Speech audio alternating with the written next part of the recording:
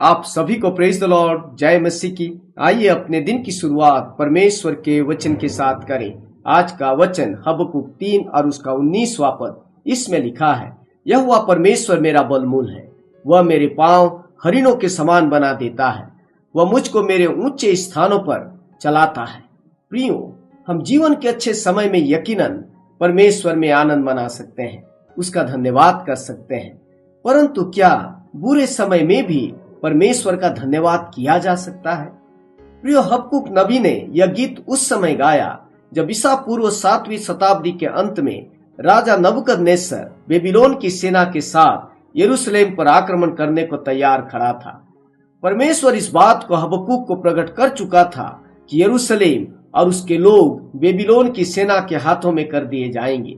बहुत से लोग तलवार से मारे जाएंगे और यरूशलेम का मंदिर, राजमहल और बड़ी बड़ी इमारतें ध्वस्त की जाएंगी और पूरी धन संपत्ति लूट ली जाएगी।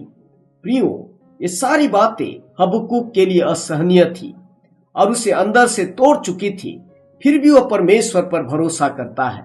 वह जानता था कि सब कुछ परमेश्वर के नियंत्रण में है और जो भी योजना वो अपने लोगों के लिए बनाता है उनके भले के लिए ही बनाता है।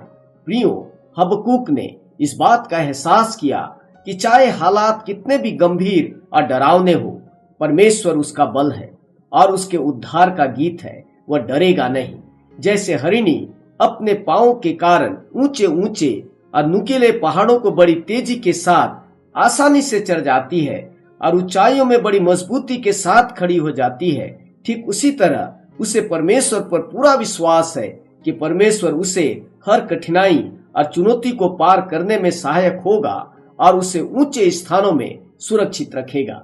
प्रियो, परमेश्वर कभी कभी हमें कठिनाइयों से होकर इसलिए गुजरने देता है ताकि हम परमेश्वर के नजदीक आ सके और छुटकारे के लिए उस पर भरोसा रख सके। यह जरूरी नहीं है कि परमेश्वर हमेशा हमारी परिस्थितियों को बदल दे, परंतु वह हमें बदल देता है ताकि हम उन परिस्थितियों का सामना कर सके। वह हमें अंधकार से भरी हुई तराई से होकर इसलिए जाने देता है ताकि हमें वहां से निकालकर पहाड़ों की ऊंचाई का एहसास करा सके। प्रियो, इसलिए हम भी हबक्कुक के समान कठिन समय में भी परमेश्वर में आनंदित होना सीखे, क्योंकि चाहे कुछ भी हो जाए, परमेश्वर हमारी हानि होने नहीं देगा, क्योंकि परमेश्वर की कोई भी योजना हमारी हानि की नहीं है।